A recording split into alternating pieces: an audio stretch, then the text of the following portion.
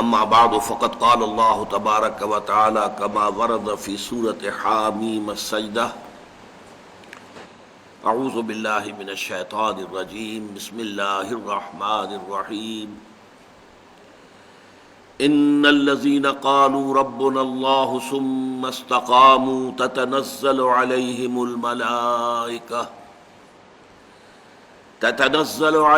الملائكة ألا تخافوا ولا تحزنوا وأبشروا بالجنة التي كنتم توعدون نحن أولياؤكم في الحياة الدنيا وفي الآخرة وَلَكُمْ فِيهَا مَا تَشْتَهِي أَنفُسُكُمْ وَلَكُمْ فِيهَا مَا تَدَّعُونَ نُزُلًا مِّنْ غَفُورٍ رَّحِيمٍ وَمَنْ أَحْسَنُ قَوْلًا مِّمَّنْ دَعَا إِلَى اللَّهِ وَعَمِلَ صَالِحًا وَقَالَ إِنَّنِي مِنَ الْمُسْلِمِينَ وَلَا تَسْتَوِي الْحَسَنَةُ وَلَا السَّيِّئَةُ ادفع بالتي هي احسن فاذا الذي بينك وبينه عداوة كأنه ولي حميم وما يلقاها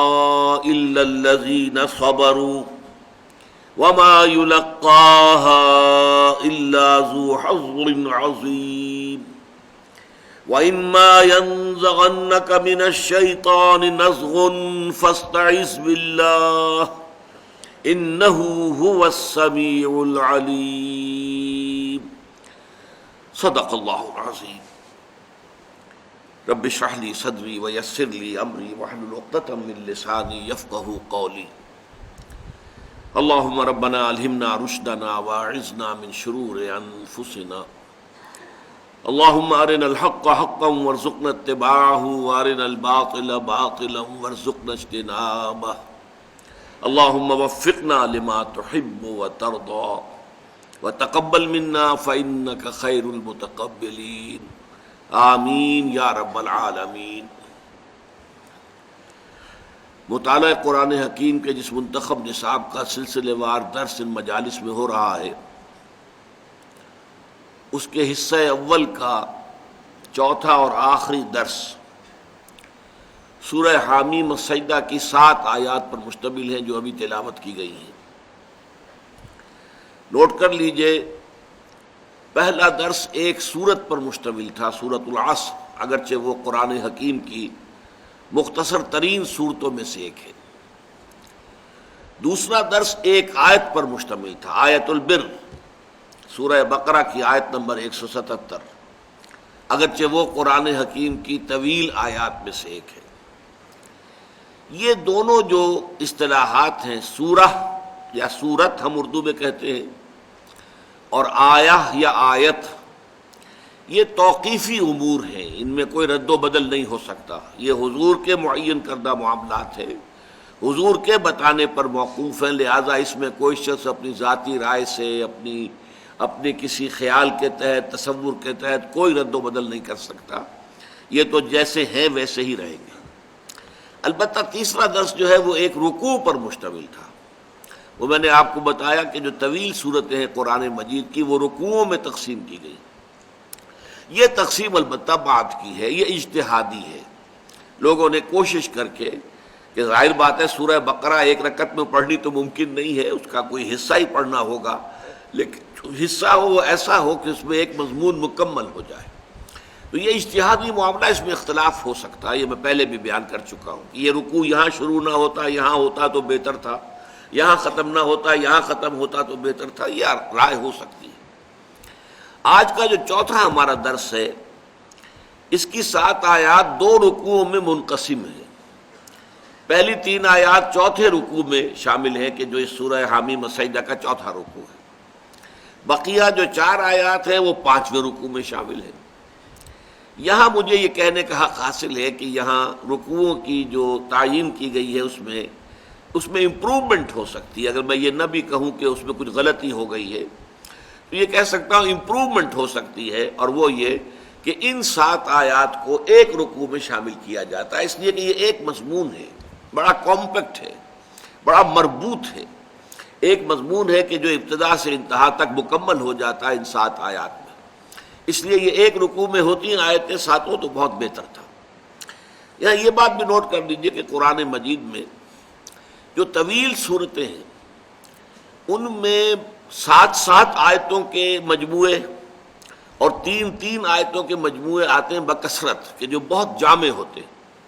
جس کی مثال ایسے سمجھیے کہ کپڑا جو ہے اس کی بنتی ہوتی ہے تانا بانا۔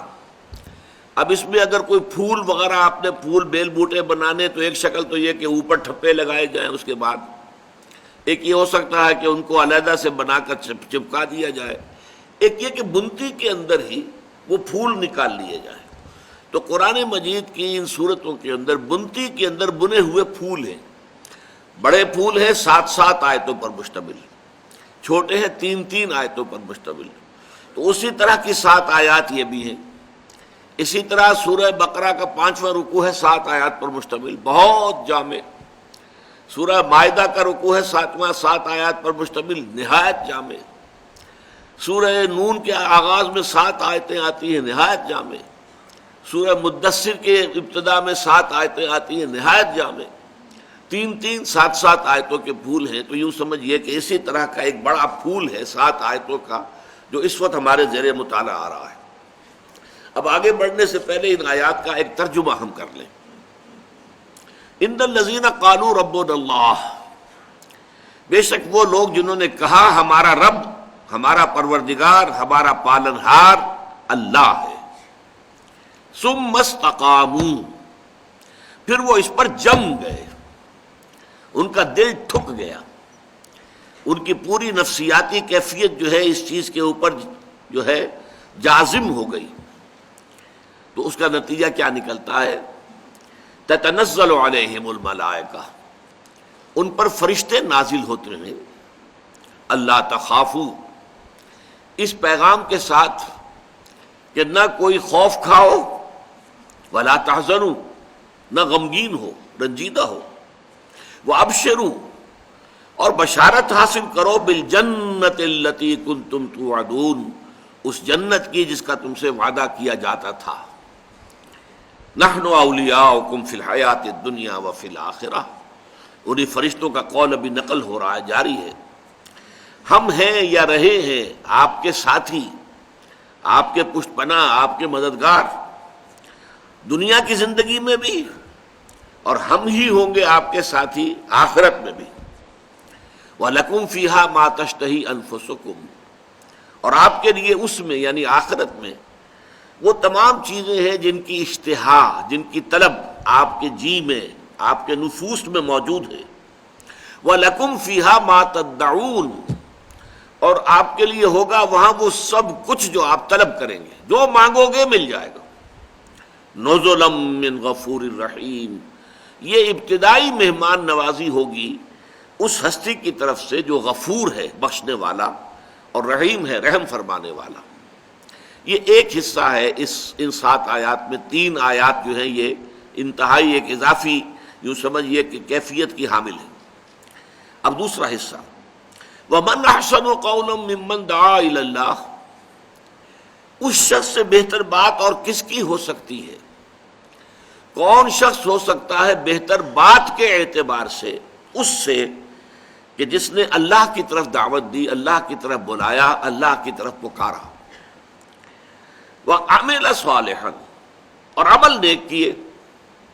وَقَالَ إِنَّنِي مِنَ الْمُسْلِمِينَ، اور اس نے یہ بھی کہا کہ میں بھی بس مسلمانوں میں سے ہوں، اللہ کے فرما بردار بندوں میں سے بھی ہوں، میں اپنے لیے کسی اور اونچے مقام کا نہ دعویٰ کرتا ہوں نہ تقاضا کرتا ہوں، میں بھی مسلمان ہوں۔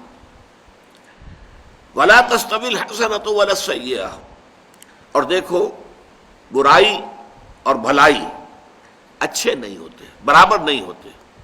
اچھائی کا کچھ اثر ہوتا ہے، آپ کسی کے ساتھ کوئی بھلا کام کریں گے اس کا تاثر کچھ اور ہوگا، بری بات کریں گے تو اس کا تاثر کچھ اور ہوگا۔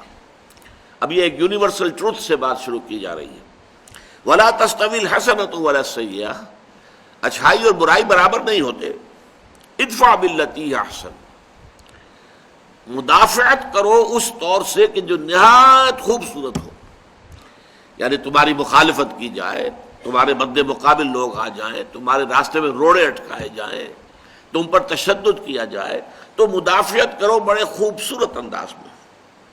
فَإِذَا الَّذِي بَيْنَكَ وَبَيْنَهُ عَدَاوَةٌ، اس کا نتیجہ یہ نکلے گا کہ وہی شخص کے جس کے اور تمہارے درمیان دشمنی ہے، كَأَنَّهُ وَلِيٌّ حَمِيمٌ، وہ ایسے ہو جائے گا جیسے کہ وہ ساتھی ہے، حمایتی ہے اور بہت ہی گرم جوش.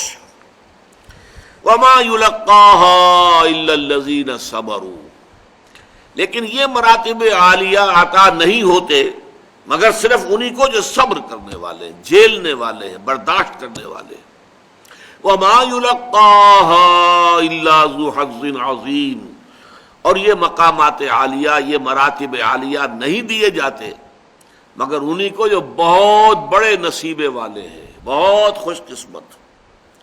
وَإِمَّا يَنزَغَنَّكَ مِنَ الشَّيْطَانِ نَزْغٌ، اور اگر کسی وقت تمہیں شیطان کی طرف سے کوئی ٹھوکا لگ ہی جائے، کوئی تحریک ہو ہی جائے، فَاسْتَعِذْ بِاللَّهِ، تو پھر فوراً اللہ کی پناہ طلب کر لو، اللہ کی پناہ میں آ جاؤ. إِنَّهُ هُوَ السَّمِيعُ الْعَلِيمُ، یقیناً وہ سب کچھ سننے والا اور سب کچھ جاننے والا ہے.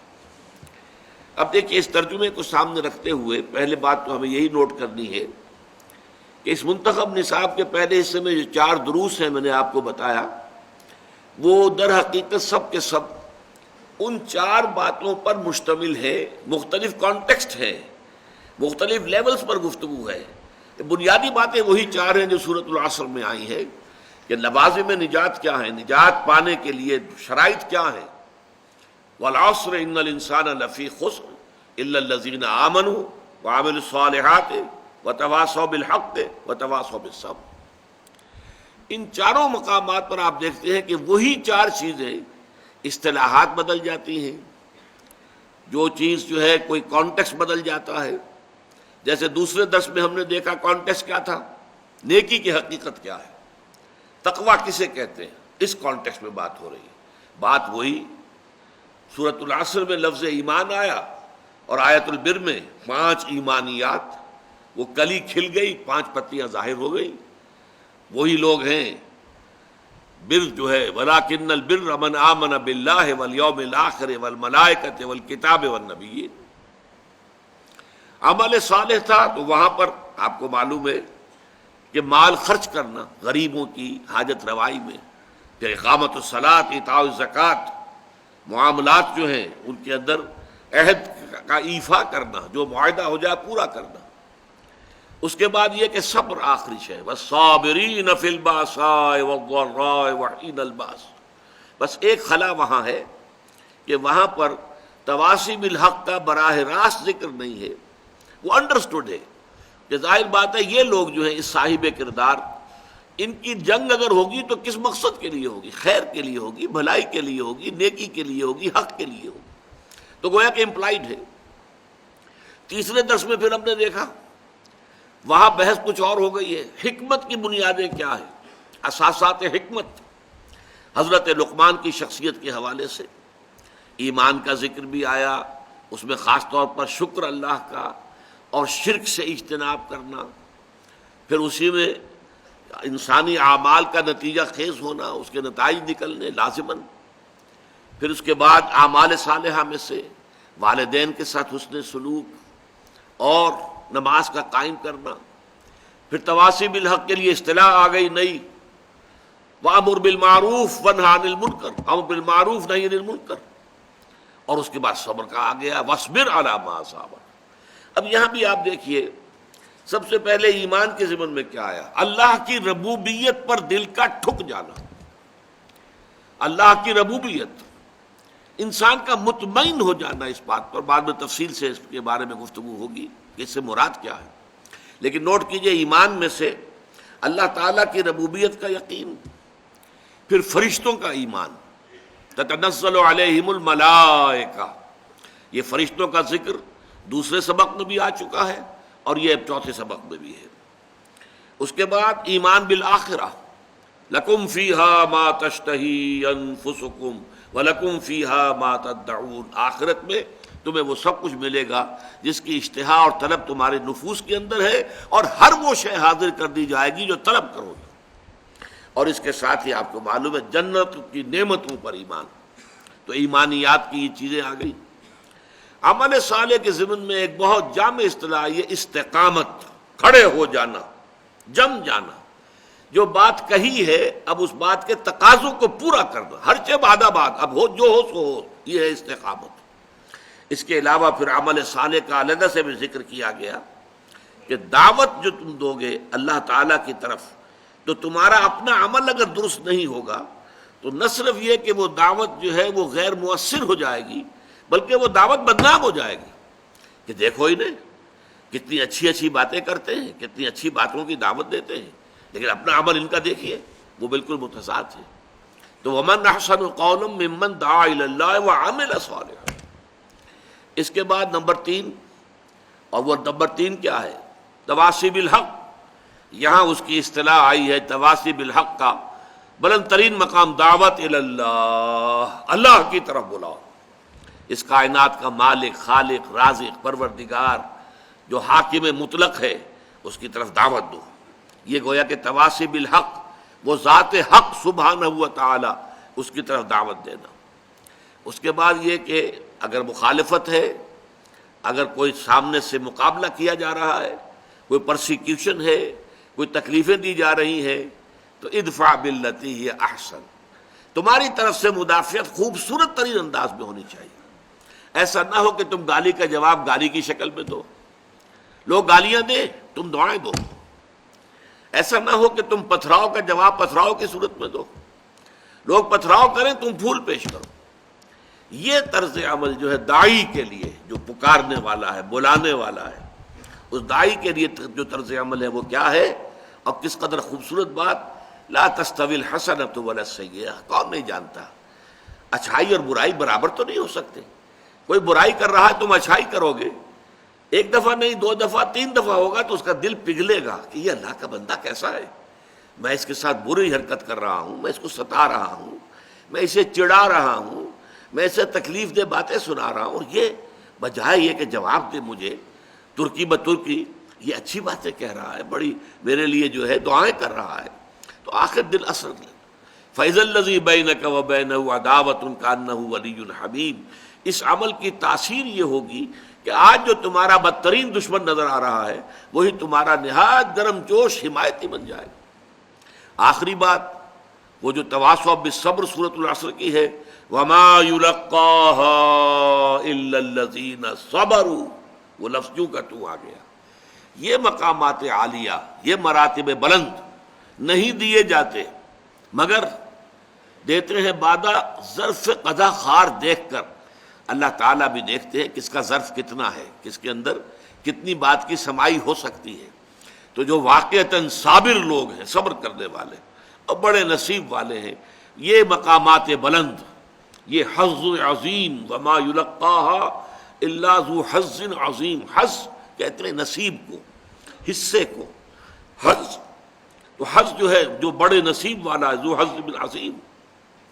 تو گویا کہ ہم نے دیکھ لیا کہ یہ وہی 4 باتیں سورۃ العصر والی یہاں بھی مختلف ذرا اصطلاحات کے حوالے سے آ گئی۔ یہاں ایک بات نوٹ کر لیجئے، در حقیقت اس مقام پر قرآن مجید میں ان 4 باتوں کی جو چوٹی ہے، کلائمیکس، وہ بیان ہو رہی ہے۔ ایمان کا لب لباب، ایمان کا خلاصہ اللہ تعالیٰ کی ربوبیت پر دل کا ٹھک جانا ہے۔ یہ میں جان بوجھ کر لفظ استعمال، دل کا ٹھک جانا، جم جانا، راسخ ہو جانا، یہ ایمان کا لب لباب ہے۔ اسی طریقے سے عمل صالح، استقامت، جامع ترین لفظ ہے۔ تواصی کی معراج، دعوت الی اللہ، اور صبر کی معراج، گالی کے جواب میں دعا، پتھراؤ کے جواب میں پھول، یہ صبر کی معراج ہے۔ تو اس اعتبار سے یہ 4 جو مضامین ہیں اس مقام پر آ کر اپنے نقطۂ عروج کو، کلائمیکس کو پہنچ گئے۔ اب آئیے ایک ایک حصے پر ہم غور کرتے ہیں۔ ان الذین قالوا ربنا اللہ ثم استقاموا، بے شک وہ لوگ جنہوں نے کہا کہ ہمارا رب اللہ ہے. رب کے معنی کیا ہے؟ رب مالک کو بھی کہتے ہیں اور رب پروردگار، پرورش کنندہ، پالن ہار کو بھی کہتے ہیں. را با با رب، در حقیقت یہ قرآن مجید میں 968 مرتبہ آیا ہے. مختلف ضمائر کی طرف جو ہے یہ مضاف ہو کر ربی، ربکم، ربنا، ربہو، ربہن، ربہم ضمائر ہے، لیکن رب کا لفظ جو ہے 968 مرتبہ، اور 4 مرتبہ اس کی جمع آئی ہے ارباب، اربابا من دون اللہ. اور اس کے معنی ہر جگہ کیا ہے؟ پروردگار، پالنہار، پرورش کنندہ. دیکھیے انسان کو سب سے زیادہ جس چیز کی فکر ہوتی ہے وہ اپنی ضروریات زندگی ہے. باقی ساری چیزیں اس کے بعد آئیں گی. سب سے پہلے یہ ہے کہ اپنے وجود کا پریزرویشن آف دی سیلف، اپنی ہستی اور وجود کو برقرار رکھنا. اس کے لیے اپنی ضروریات، کھانے پینے کی ضروریات ہیں، اور یہ کہ اپنے سر پر کوئی چھت ہونی چاہیے، اور تقاضے ہیں زندگی کے، حیات کے. یہ تمام تقاضے پورا ہونا یہ بیسک شے ہے، بنیادی شے ہے ہر انسان. باقی منزلیں اس سے اوپر آئیں گی. یہ کہ بیسک ضروریات پوری ہو جائیں تو پھر آدمی کے اندر خواہش ہوتی ہے کچھ آسائشیں مزید حاصل ہو جائیں. آسائشیں حاصل ہو جاتی ہیں تو پھر خواہش ہوتی ہے تعیشات آ جائیں.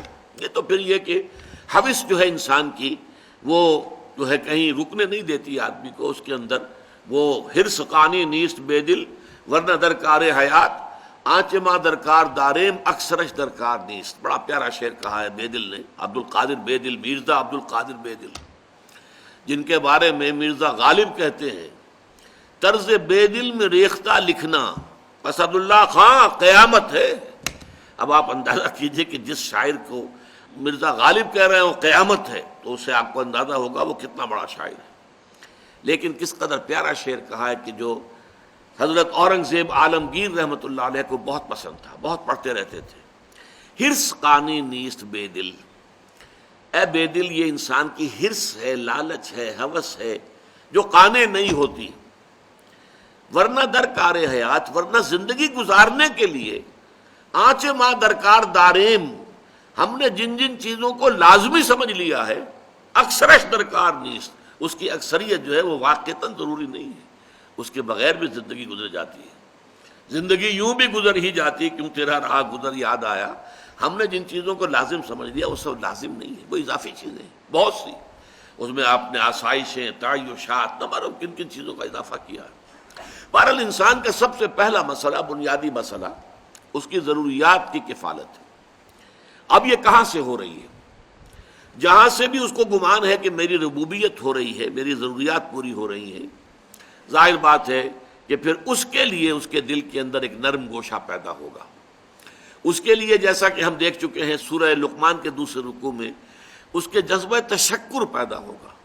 یہی جذبہ تشکر پھر جذبہ عبادت کی شکل اختیار کرتا ہے، عبودیت کی شکل اختیار کرتا ہے. لیکن یہ کہ ایک انسان کے دل کا اس پر ٹھک جانا، میرا پرورش کنندہ، میری ضروریات فراہم کرنے والا، میری حفاظت کرنے والا، مجھے پالنے والا، پوسنے والا اللہ ہے. سارے وسائل اور ذرائع، کھانا بھی ہے، گندم بھی چاہیے، چاول بھی چاہیے، یہ بھی چاہیے، وہ بھی چاہیے، کپڑا بھی چاہیے پہننے، سب کچھ ٹھیک ہے، یہ چاہیے. لیکن ان سب کا فراہم کرنے والا اللہ ہے. اگرچہ مادی اسباب و وسائل کے بہت سے ذریعوں سے ہو کر یہ چیزیں ہم تک پہنچتی ہیں. کھیت میں بیج ڈالا جائے، ان کو پھر کھیتی کو سینچا جائے، پھر وہ فصل کاٹا جائے، پھر جو ہے آپ کے پاس وہ دانے آئیں گے جس سے کہ آپ اپنی روٹی پکائیں گے، یہ ٹھیک ہے. لیکن سورس جو ہے، final source, ultimate source of everything is Allah سبحانہ و تعالی. تو ان الذین قالوا ربنا اللہ، جس نے یہ کہا میرا رب اللہ ہے، جیسے کہ ایک حدیث میں آتا ہے من رضی باللہ ربا وبمحمد رسولا وبالاسلام دینا ذاق طعم الایمان، اس شخص نے ایمان کا مزہ چکھ لیا، حلاوت ایمانی اسے حاصل ہو گئی، جو مطمئن ہو گیا اس پر کہ اللہ اس کا رب ہے، محمد اس کا رسول ہے، اور اسلام اس کا دین ہے. جو اس پر مطمئن ہو جائے. ایک ہے سرسری سا ایک اعتقاد، ایک خیال آپ نے زبان سے بھی کہہ دیا، لیکن دل کا اس پر ٹھک جانا، نتیجہ کیا ہوگا اور اس کے ٹھک جانے کا ثبوت کیا ہوگا؟ زوال خوف و حزن، خوف ختم ہو جائے، حزن ختم ہو جائے۔ خوف کس چیز کا؟ جو ہوگا اللہ کے کیے ہوگا۔ اللہ میرا رب ہے، میرا مالک، میرا پروردگار، میرا خیر خواہ، میرا دوست، میرا پشت پناہ۔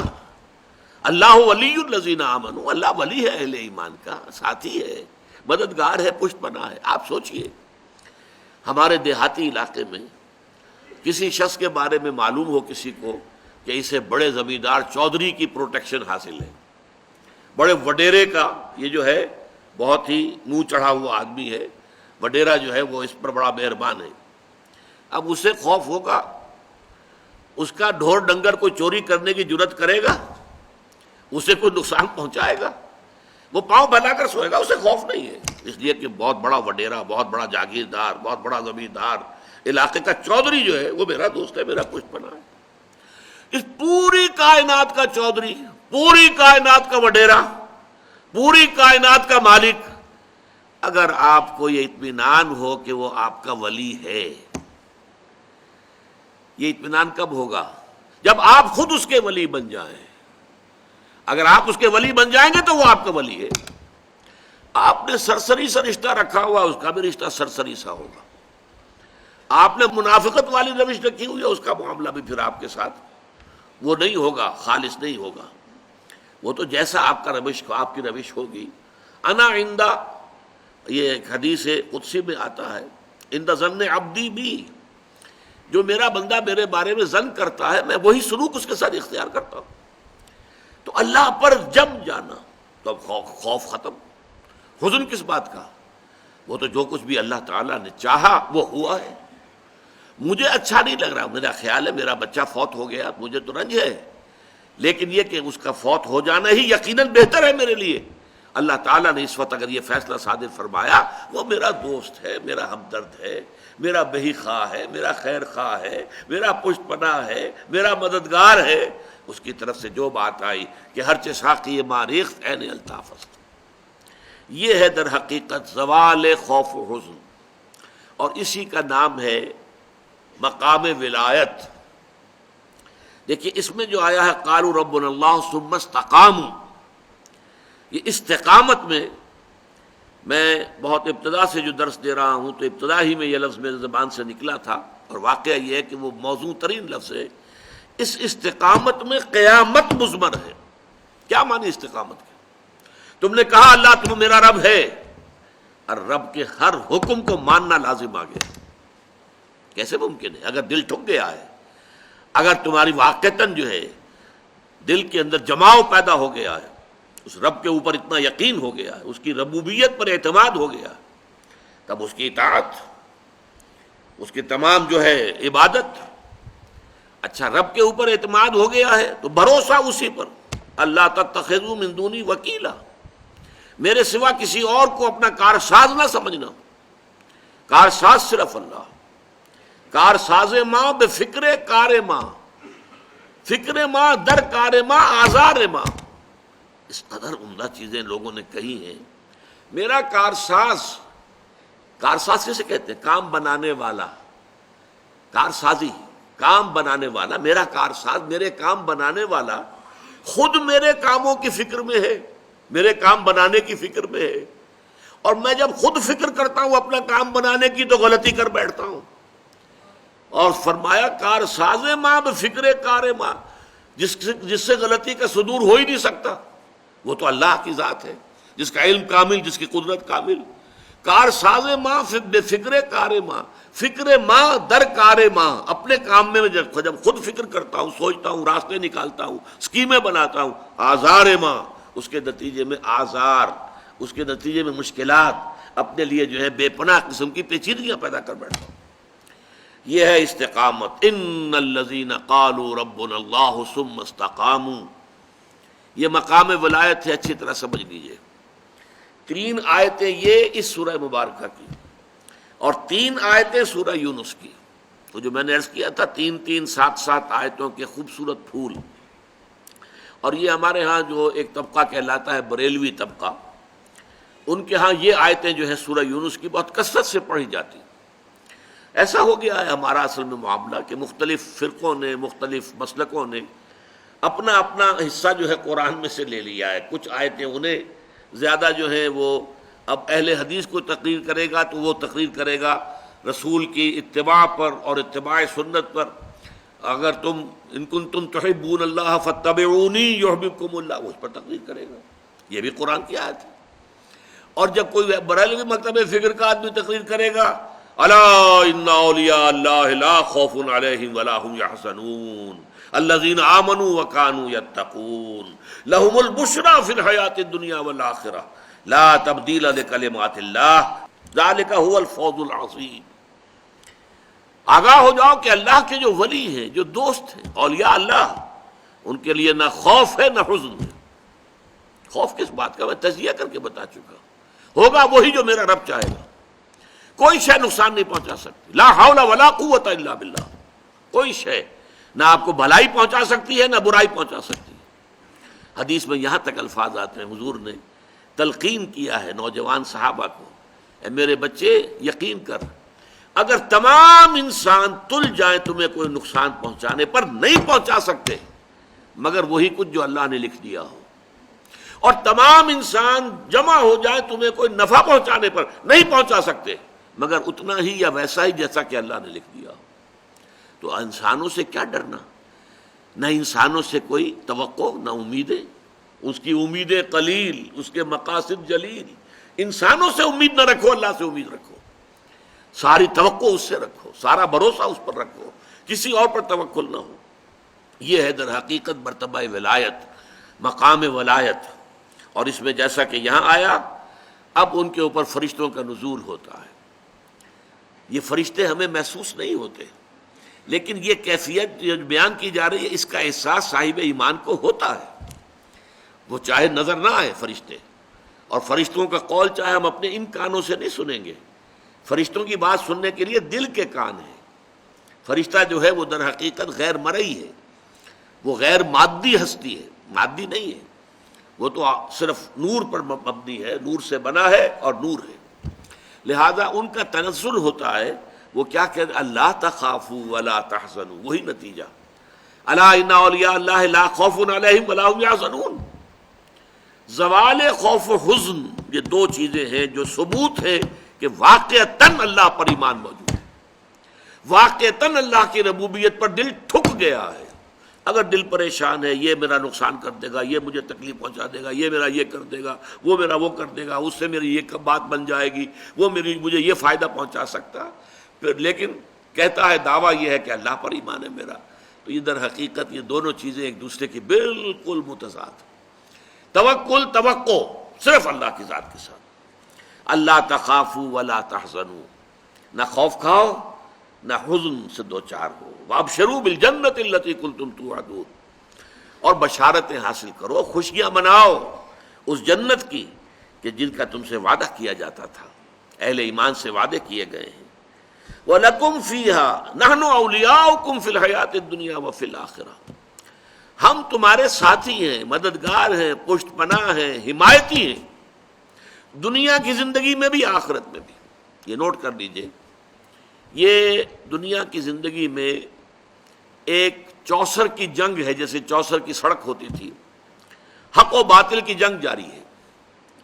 حق و باطل کی ایک جنگ ہمارے اندر ہے.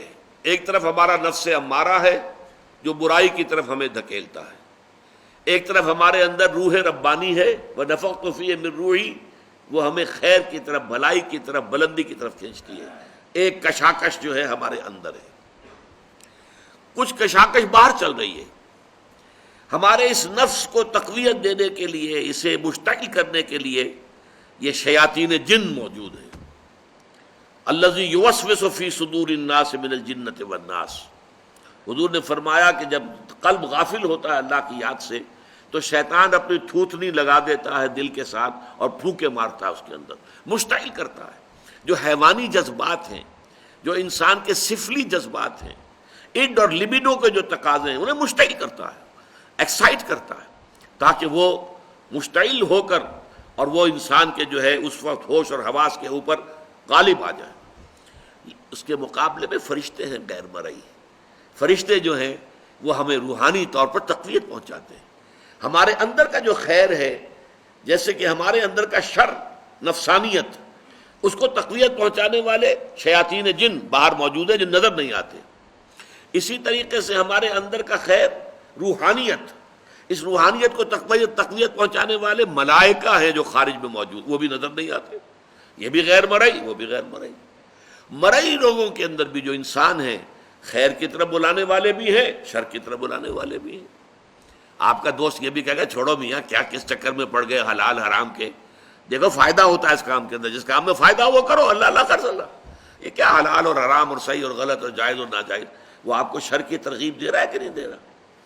اسی طرح کوئی آپ کا بھائی ایسا بھی، اللہ کے بندے خیال کر، غلط کام مت کر، اس سے تھوڑا سا یہ کہ تجھے دنیا میں دولت مل جائے گی، اخروی زندگی برباد ہو جائے گی تیری، ایسے انسان بھی تو ہے نا آخر۔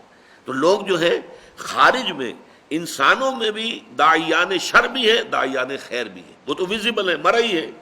غیر مرئی عالم میں جنات، شیاطین جن ہیں جو ہمارے نفسانی خواہشات اور تقاضوں کو بڑکاتے ہیں، اور ادھر ملائکہ ہیں جو ہمیں تھپکی دیتے ہیں، تم نے اچھا کام کیا ہے۔ اچھا کام کر کے جب مسرت ہوتی ہے، حضور نے فرمایا اذا سرت کا حسنتوں کا وساعت کا سیئتوں کا فانت مومن۔ دیکھو اگر تمہیں کوئی اچھا کام کر کے خوشی محسوس ہو اندر، اور برا کام کر کے کوئی دل کے اندر کوفت محسوس ہو، یہ میں کیا کر بیٹھا، یہ مجھے نہیں کرنا چاہیے تھا، فانت مومن، تو یہ ایمان کی علامت ہے۔ اذا ساعت کا سیئتوں کا وسرت کا حسنتوں کا فانت مومن، بھلائی کر کے خوشی ہو، کوئی برائی ہو جائے تو افسوس ہو، رنج ہو، تو یہ گویا کہ ایمان کی علامت ہے۔ تو فرشتے تھپکی بھی دیتے ہیں، حوصلہ بڑھاتے ہیں۔ قرآن مجید میں آیا ہے جنگ بدر میں، جنگ احد میں فرشتے آئے، انہوں نے مدد کی، اہل ایمان کے دلوں کو اور اہل ایمان کے قدموں کو جمایا۔ انثبت الذین آمنوا، جاؤ قدم جما دو اہل ایمان کے۔ تو اہل ایمان کے لیے فرشتے آئے۔ تو یہ فرشتوں کا نزول ہوتا ہے ان اولیاء اللہ، اللہ کے ساتھیوں کے بارے میں۔ اب یہ اولیاء اللہ سے آپ یہ نہ سمجھ لیجئے کہ وہ کوئی علیحدہ قسم کی نوع ہے یا کوئی علیحدہ جنس، انسانوں ہی میں ہوتے ہیں نا۔ تمام صحابہ اولیاء اللہ تھے، سب کے سب اولیاء اللہ کا جو اعلیٰ ترین معیار ہے، کوئی ولی اللہ غیر صحابی ادنا سے ادنا صحابی کے پائے کو بھی نہیں پہنچ سکتا۔ یہ اچھی طرح نوٹ کر دیجئے، یہ ہمارا اہل سنت والجماعت کا پختہ عقیدہ ہے۔ کم تر سے کم تر صحابی جو ہے، بڑے سے بڑے ولی سے بھی وہ افضل ہے، بڑے سے بڑے ولی سے افضل۔ تو اولیاء اللہ سے مراد یہی نہ لے لیجئے جو ہماری اپنی جو ووکیبلری ہے، ہماری بول چال میں صوفیاء کرام کے لیے الفاظ یہ آتے ہیں، وہ بھی ہیں الحمدللہ، ان کے اندر بھی اولیاء اللہ بہت بڑی تعداد میں ہیں، لیکن جو ہمارے صحابہ کرام تھے وہ تو سب کے سب اللہ کے ولی تھے۔ ان کے لیے آتا ہے نحن اولیاؤکم فی الحیات الدنیا وفی الآخرہ، ہم تمہارے ولی ہیں، مددگار ہیں، پشت پناہ ہیں، جمے رہو، قدم تمہارے ڈگمگانے نہیں چاہیے۔ اور آخرت میں بھی، جنت میں تو ظاہر بات ہے کہ دوستی انہی سے ہوگی، وہی آئیں گے۔ یدخلون علیہم من کل باب، قرآن میں آتا ہے جنت کے ہر دروازے سے وہ داخل ہوں گے سلام کرتے ہوئے، سلام سلاما، سلام اور سلامتی کے پیغام لے کے آئیں گے۔ وَلَكُمْ فِيهَا مَا تَشْتَهِي أَنفُسُكُمْ وَلَكُمْ فِيهَا مَا تَدَّعُونَ، یہ ذرا اچھی طرح سمجھ لیجئے، لَكُمْ فِيهَا مَا تَشْتَهِي أَنفُسُكُمْ۔ دیکھیے ایک وہ چیزیں ہیں جن کی اشتہا، اشتہا کسے کہتے ہیں؟ بھوک کو کہہ دیتے ہیں، وہ اشتہا نہیں ہے بھائی، یعنی بھوک نہیں لگ رہی۔ اشتہا سے مراد ہے نفس، نفس کی ہر خواہش، اسی میں شہوت ہے، شہوت کا لفظ بھی تو اسی سے بنا ہے، مادہ تو وہی ہے۔ نفس کی خواہش جنسی خواہش بھی ہے، نفس کی خواہش جو ہے کھانے پینے کی بھی ہے، اچھا نفس کی خواہش ہے کہ لذت کی بھی ہے۔ ایک تو یہ کہ کھانا جیسا بھی مل گیا، روکھا سوکھا پیٹ بھر لیا، ایک یہ کہ بڑا لذیذ کھانا ملا، بہت عمدہ کھانا ملا، بہت اعلیٰ آپ نے ڈنر کھایا ہے، کئی کورسز کا ڈنر کھایا، تو کھانے میں زمین و آسمان کا فرق ہوگا۔ لباس ایک ہے، موٹا جھوٹا پہن لیا گزارا ہو گیا، اور ایک اعلیٰ سے اعلیٰ نفیس سے نفیس لباس کی طرف۔ تو تمہارے نفس میں جس شے کی بھی خواہش ہے، یہ خواہش کس نے پیدا کی ہے؟ اللہ نے پیدا کی ہے، ہی نوز اٹ۔ تو اس نے اس جنت میں تمہاری نفسانی خواہشات کی بھرپور تسکین کا پورا سامان فراہم فرما دیا ہے۔ وہاں جاؤ گے تو جو تمہارے نفوس کے اندر جس شے کی طلب ہے، جو اللہ جانتا ہے، اس نے اس سب کی تسکین، گریٹیفیکیشن، بھرپور تسکین کا سامان فراہم کر دیا ہے۔ یہ ہے معنی لکم فیہا ما تشتہی انفسکم، تمہارے نفس جو چاہیں گے۔ اچھا، ایک اعتبار سے یہ تمام انسانوں میں مشترک ہے، یہ ساری چیزیں، عام آدمی ہو، خاص ہو، عالم ہو، عامی ہو، سب کے اندر ہے یہ چیزیں موجود، کس کے اندر نہیں؟ لیکن اس سے اگلی بات جو ہے وَلَكُمْ فِيهَا مَا تَدَّعُونَ، اس سے آگے یہ کہ تمہیں وہاں سب کچھ ملے گا جو مانگو گے۔ یہ مانگنا جو ہے یہ ڈیپینڈ کرتا ہے آپ کے لیول آف کانشسنس پر۔ بچہ کیا مانگتا ہے؟ میں نے کئی دفعہ لطیفہ سنایا ہے، ہمارے ڈاکٹر یقین صاحب شاید موجود بھی ہوں یہاں، انہوں نے بتایا تھا کہ ایک دفعہ یہ انگلینڈ جا رہے تھے تو ان کی چھوٹی سی بچی تھی، اس نے کہا کہ ابا جان میرے لیے ایک پینسل لے کے آئیے۔ اب انگلینڈ سے اس نے پینسل کی فرمائش کی ہے، اس لیے کہ اس کا ایک چھوٹا سا ذہن ہے، اس چھوٹے سے ذہن میں یہ ہوتا ہوگا اپنے بڑے بہن بھائیوں کی پینسل لیتی ہوگی اور وہ غصے میں آتے ہوں گے تم نے کیوں اٹھائی ہے، تو انہوں نے کہا میری ایک اپنی پینسل ہو تو ابا جان وہاں سے آپ آئیں گے تو میرے لیے پینسل لے کر۔ یہ اس کی ذہنی سطح کے مطابق اس کی طلب ہے۔ آپ بڑھتے جائیے بڑھتے جائیے بڑھتے جائیے بڑھتے جائیے تو آپ کی ذہنی سطح جتنی بلند ہوگی اسی اعتبار سے آپ کی ڈیمانڈ، تدعون، ڈیمانڈ، جو ڈیمانڈ کرو گے، جس چیز کا آرڈر کرو گے، جیسے آپ ریسٹوران میں بیٹھ کر آرڈر دیتے ہیں فلاں چیز فلاں چیز فلاں چیز، جو مانگو گے حاضر کر دیا جائے گا۔ یہ ہے در حقیقت اس نعمتوں کا تذکرہ۔ لکم فیہا ما تشتہی انفسکم ولکم فیہا ما تدعون۔ آخری جملہ یہ نوٹ کر لیجئے، اس میں جو آخری طلب ہو سکتی ہے انسان کی، اور وہ یہ صرف یہ ہوگی اللہ کا دیدار۔ آخری شے، جنت میں جو آخری نعمت ملے گی وہ اللہ تعالیٰ کا براہ راست دیدار، اس سے بڑی نعمت اور کوئی نہیں۔ اس سے کمتر پر کچھ ہوں گے اللہ کے بندے جس کے کمتر پر راضی نہیں ہوں گے۔ کھانا پینے کی چیزیں اور یہ لذتیں اور یہ لذتیں یہ اپنی جگہ پر ہیں، لیکن ان کی خواہش جو ہوگی اصل، اور انہیں جو تسکین حاصل ہوگی وہ اس سے ہوگی کہ اللہ تعالیٰ کا دیدار انہیں حاصل ہو جائے۔ بارک اللہ لی ولکم فی القرآن العظیم ونفعنی وإیاکم بالآیات والذکر الحکیم۔